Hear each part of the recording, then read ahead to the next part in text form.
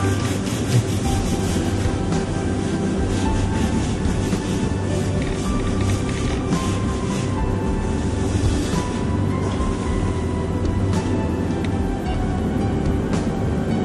وسهلا أعزائي المشاهدين مع حلقة جديدة من برنامج صواني خليجية أقدمها لكم هالة عبيد يوميا.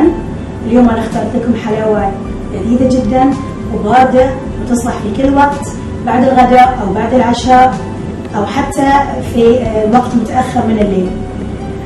ببتدي المقادير معاكم، جدا المقادير سهلة ومتوفرة في البيت كعادتي في طرقي كلها، كل وصفاتي معظمها مقاديرها متوفرة في البيت وبسيطة.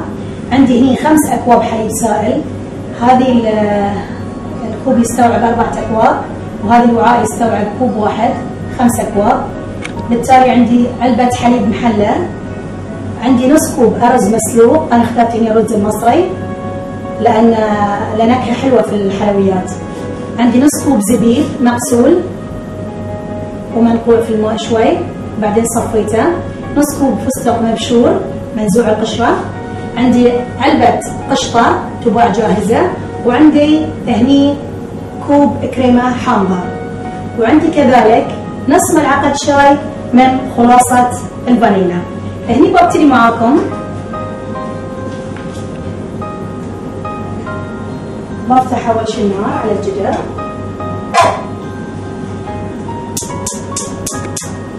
نار متوسط الحرارة، وابتدي اسكب الحليب، حليب كامل الدسم او قليل الدسم او منزوع الدسم على حسب رغبتك عزيزتي المشاهدة.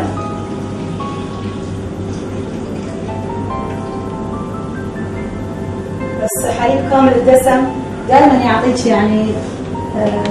يعطيك طعم احلى ودسومة اكثر في الحلاوة، ولكن طبعا الواحد على حسب رغبته والمتوفر عنده في البيت. هذه 5 أكواب. مجرد الحين بس أنا أحتاج في هالخطوة الأولى 5 أكواب مع الحليب المحلى، بضيفه على الحليب وبخلي الجدر على النار لما يقارب على الغليان. أنا ما أبي يغلي بس أبي يقارب على الغليان، وبعدين بقول لكم ليش أنا أبي يقارب على الغليان. بسكب هني علبة حليب محلى. لاحظتوا طبعا عزيزتي المشاهدة ان ما في ذي الحلاوة سكر، ليش؟ لان الحليب المحلى غني بالسكر، ما بحتاج انه بعد اضيف سكر زيادة على الحلاوة.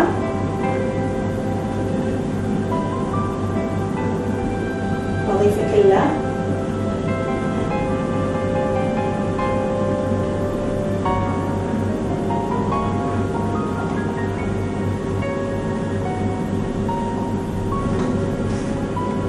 بعدين برجع مقلبة، مجرد تقليبة خفيفة بس على اساس انه يتجانس مع الحليب، وبعدين بتركه على نار يعني بين هادية ومتوسط الحرارة لما يقارب عندي بالغليان، وبعدين برجع له مرة ثانية بضيف المكون التالي. بعد ما خليت الحليب لدرجة مقاربة للغليان، بعدين بخفف الحين النار وبضيف الأرز، نص كوب أرز مسلوق مثل ما قلت لكم أنا اخترت المصري، ويعني وسلقته أكثر من اللازم مثل ما تشوفون عندي لين للغاية، على أساس إني أنا أبي يكون بذي الدرجة في هذه الحلاوة، على أساس إنه ما ياخذ معي وقت طويل وأنا أعده. وبعدين بعد بضيف نص ملعقة شاي خلاصة الفانيلا، مو بالفانيلا العادية، تشوفون اللون متغير، تباع جاهزة في الأسواق مكتوب عليها خلاصة الفانيلا.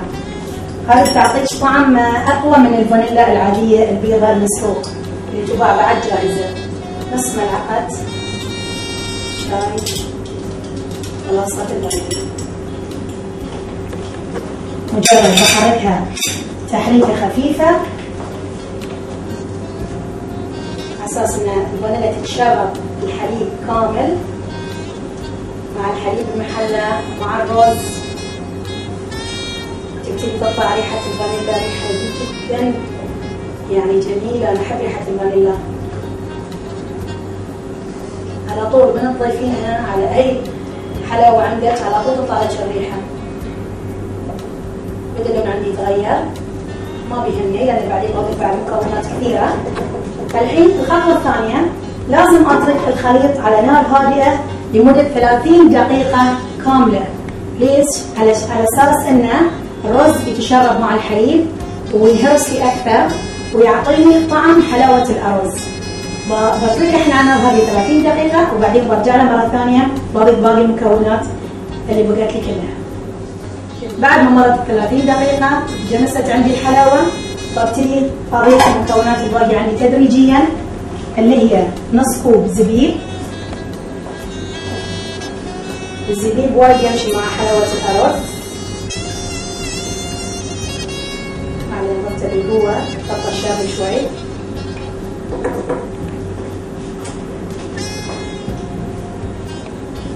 وبضيف علبة القشطة.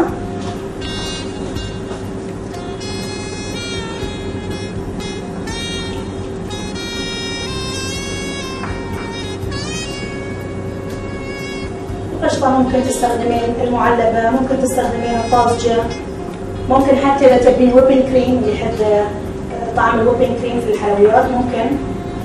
كل هذه بدائل ممكن تستخدمينها، ما تتخيلين يعني مقدار عندك معين.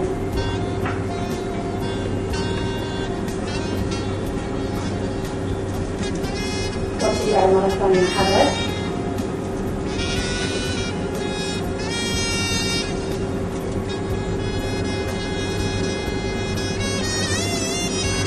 وأحرك حتى تذوب عندي تتجانس كل المكونات اللي ضفتها. بعد يبقى لي هنا عندي الكريمة الحامضة. الكريمة يعني سبحان الله فيها سحر. لما تضيفينها على قالب الدجاج بالسبانخ، لما تضيفينها على كاري، لما تضيفينها على يعني أي طبخة عندك تعطي بالفعل طعم لذيذ. يعني لما تذوقينها خالية غير، ولما تنحط داخل الطبخة غير. فهني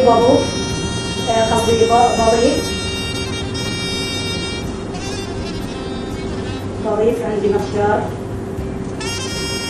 أعتقد إن في زيادة المقدار، أنا بس أحتاج كوب واحد.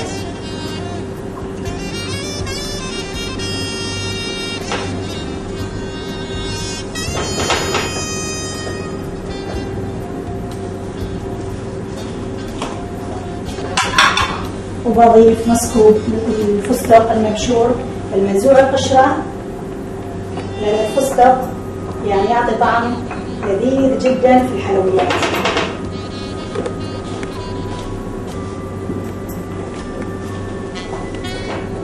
لازم هني في هذه المرحلة أنا ما أغفل عن الحلاوة، على طول أتفقدها وأقلبها كل دقيقة أو كل دقيقتين. لازم أحرك ببطء جميع الجهات على أساس إن الحلاوة تتجانس لي.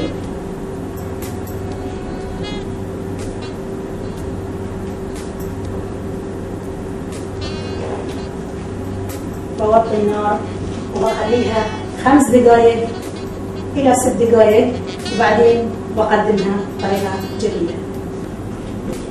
أنا من ساعة قلت لكم إن بخلي الحليب بدرجة مقاربة للغليان.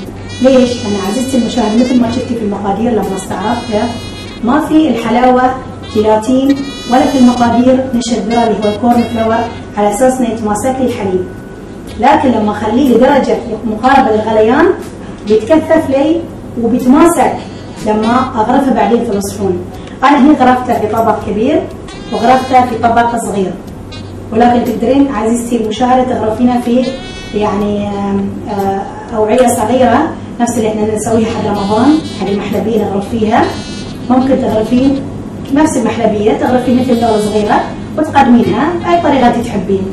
أتمنى حلاوة اليوم تكون نالت إعجابكم وتجربونها وتستمتعون أنتم وأفراد العائلة بطعمها، وصحتين وعافية.